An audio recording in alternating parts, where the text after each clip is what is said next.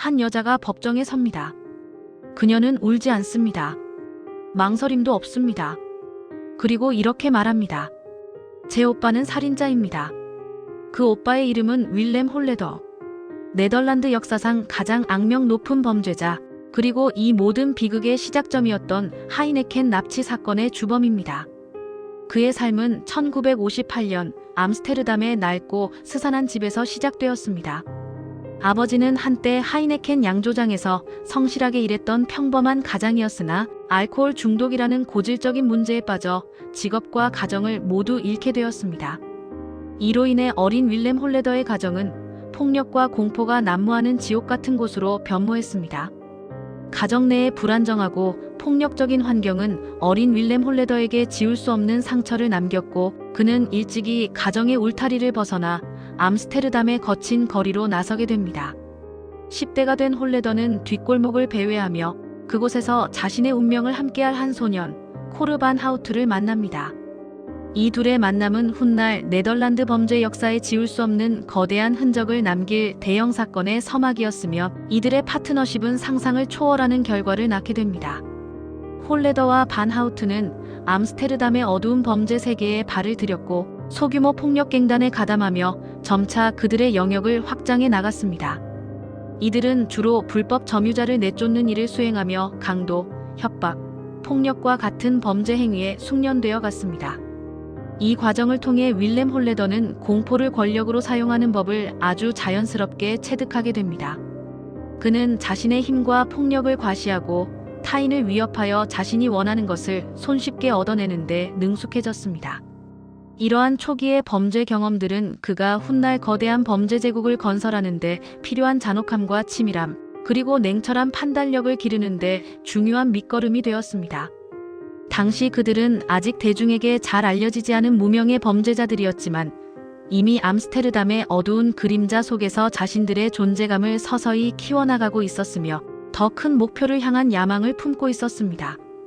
1983년 두 사람은 자신들의 이름을 네덜란드 전역에, 아니 전 세계에 각인시킬 역사적인 거대한 계획을 세웁니다. 그들의 목표는 당시 네덜란드에서 가장 강력하고 부유한 가문 중 하나로 손꼽히던 하이네켄 맥주 제국의 상속인이자 실질적인 소유주였던 프레디 하이네켄이었습니다. 이 납치 계획은 단순한 금전적 이득만을 위한 것이 아니었습니다. 이는 자신들의 범죄 능력을 세상에 과시하고 암스테르담 범죄 세계에서의 입지를 확고히 하려는 야심찬 시도였습니다. 그들은 하이네켄 납치 사건이라는 전대미문의 범죄를 통해 자신들이 결코 무시할 수 없는 두려운 존재임을 만방에 보여주고자 했습니다. 이 거대한 계획은 그들의 범죄 경력에 있어 가장 중요한 전환점이 될 것이 분명했습니다. 1983년 11월 9일 저녁, 암스테르담 도심의 평화로운 거리는 한순간에 아수라장이 됩니다.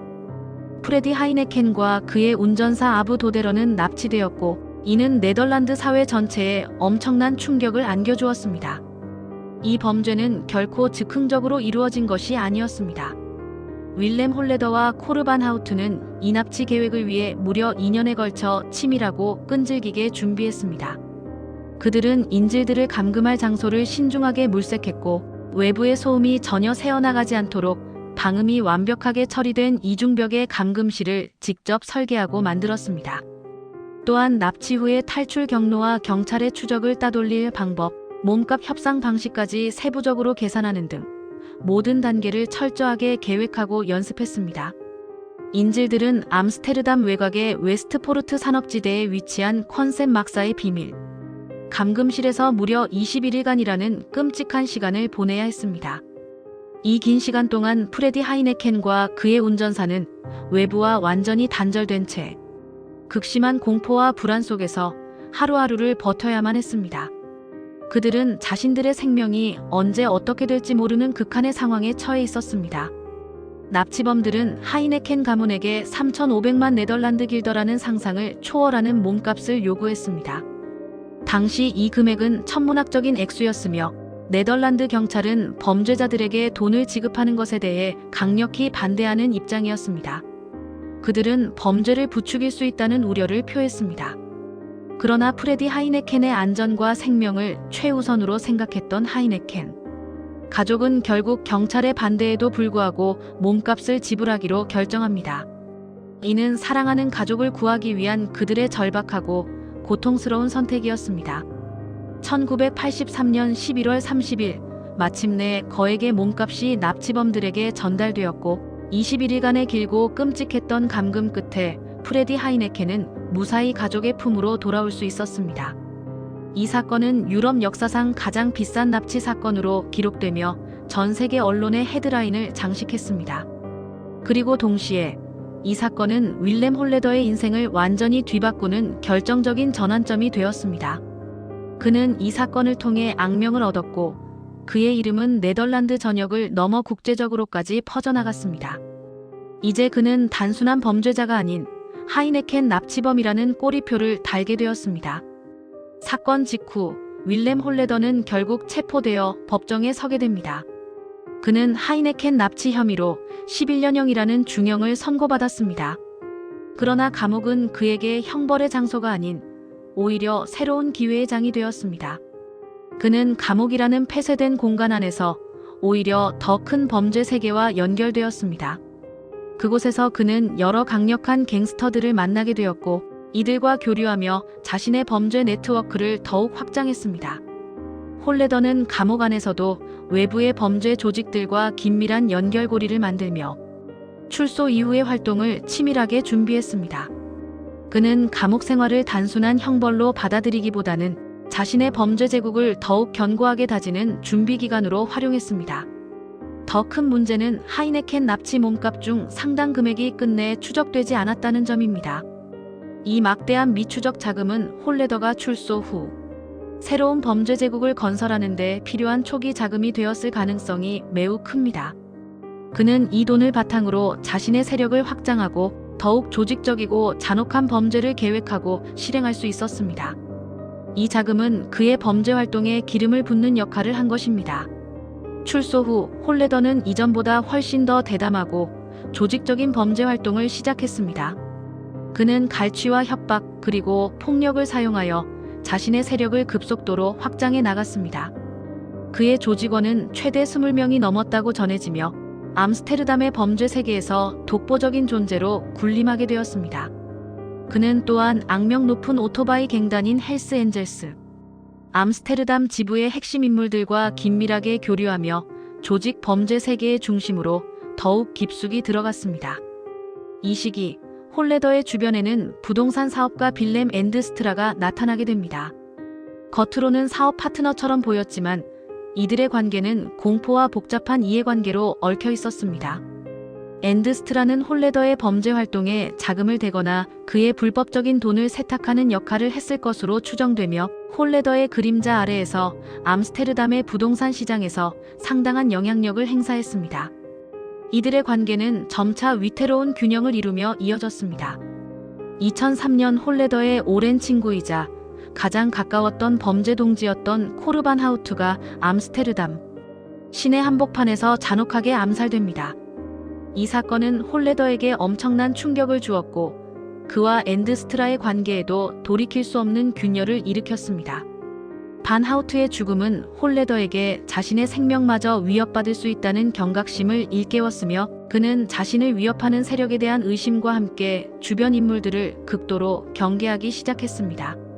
그리고 2004년 빌렘 엔드스트라는 경찰에 홀레더의 범죄 활동에 대한 중요한 비밀 증언을 합니다. 이는 홀레더의 범죄 제국을 무너뜨릴 수 있는 결정적인 증언이 될 수 있었습니다. 그러나 안타깝게도 얼마 지나지 않아 엔드스트라는 자신의 사무실 근처에서 총에 맞아 살해당합니다. 공식적으로 홀레더가 이 살인 사건에 직접적으로 연루되었다는 증거는 명확하게 입증되지 않았지만 그의 이름은 이 사건에서 결코 사라지지 않았습니다. 많은 사람들은 엔드스트라의 죽음 배후에 홀레더가 있을 것이라고 의심했으며 그의 증언이 홀레더에게 치명적이었기 때문에 벌어진 일이라고 추정했습니다. 이 사건은 홀레더의 잔혹성과 영향력을 다시 한번 보여주는 계기가 되었습니다. 시간이 흘러 2015년 마침내 길고 긴 침묵을 깨고 진실을 세상에 드러내려는 사람이 나타납니다. 다름 아닌 윌렘 홀레더의 친여동생이자 능력 있는 변호사였던 아스트리드 홀레더였습니다. 그녀는 자신의 오빠인 윌렘 홀레더와의 대화를 몰래 녹음했고 이 결정적인 증거들을 용기 있게 경찰에 넘겼습니다. 이는 공포의 중심에 있던 가해자의 가장 가까운 가족이 결국 가장 결정적인 증인이 된 충격적인 순간이었습니다. 아스트리드 홀레더는 자신의 생명까지 위협받는 극도로 위험한 상황 속에서도 진실을 밝히기 위해 엄청난 용기를 냈습니다. 그녀는 더 이상 오빠의 잔혹한 범죄와 그로 인한 고통을 묵과할 수 없다고 판단했으며 법의 심판대 위에 세우기로 결심했습니다. 그녀의 용기 있는 행동은 네덜란드 사회에 큰 반향을 일으켰으며 수많은 사람들에게 깊은 감동을 주었습니다. 2019년 암스테르담 법정에서 윌렘 홀레더에 대한 최종 판결이 내려집니다. 그는 5건의 살인과 1건의 과실치사 혐의로 종신형이라는 최고 형량을 선고받았습니다.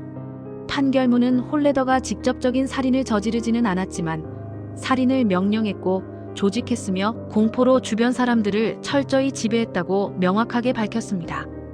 그의 지시와 영향력 아래 수많은 잔혹한 범죄가 저질러졌고 그는 그 모든 범죄의 정점에 서 있었다는 것입니다. 그의 범죄 행위는 단순히 개인적인 차원을 넘어선 사회 전체를 위협하는 조직적인 범죄였다는 점이 강조되었습니다.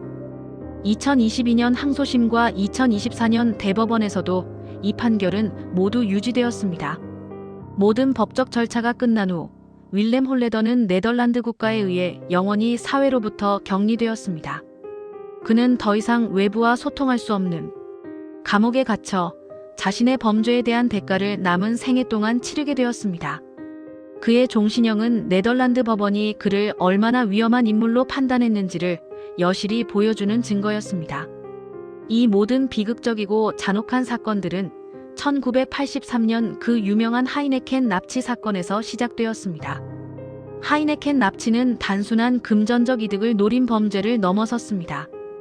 그것은 윌렘 홀레더라는 이름의 괴물을 세상에 풀어놓고 그에게 범죄자로서의 성공이라는 달콤한 맛을 보여준 첫 번째이자 가장 중요한 사건이었습니다. 이 사건을 통해 그는 막대한 돈과 악명 높은 명성, 그리고 강력한 범죄 네트워크를 얻게 되었고 이를 발판 삼아 더욱 거대하고 조직적인 범죄 제국을 건설할 수 있었습니다. 그리고 무려 40년이라는 긴 세월이 흐른 뒤 그 괴물은 자신의 가장 가까운 가족, 즉 용기 있는 여동생 아스트리드의 증언과 노력에 의해 마침내 봉인되었습니다. 그의 가족은 그가 만들어낸 공포의 가장 큰 희생자이기도 했으며 그들의 용기가 결국 홀레더의 끝을 가져왔습니다. 당신은 아마도 묻게 될 것입니다. 만약 그날 하이네켄 납치 사건이 실패로 돌아갔다면 이 모든 비극과 파괴적인 결과들은 존재했을까요? 만약 납치범들이 잡히지 않고 그 막대한 몸값으로 더 많은 범죄를 저질렀다면 혹은 프레디 하이네켄이 끝내 살아 돌아오지 못했다면 네덜란드 사회와 범죄 역사는 어떻게 바뀌었을까요? 하이네켄 납치 사건은 단순히 한 재벌의 납치 사건을 넘어 한 범죄자의 잔혹한 일생과 그로 인해 파생된 수많은 비극을 상징하는 사건으로 네덜란드 역사에 영원히 기록될 것입니다. 이 사건은 네덜란드 범죄 역사에 깊이 새겨진 어두운 그림자이자 권력과 공포가 어떻게 한 인간을 돌이킬 수 없는 괴물로 만들고 그 괴물이 사회 전체를 어떻게 병들게 하는지를 여실히 보여주는 잔혹한 기록입니다. 그리고 이 이야기의 끝은 결국 가족의 고통과 용기로 마무리되었습니다.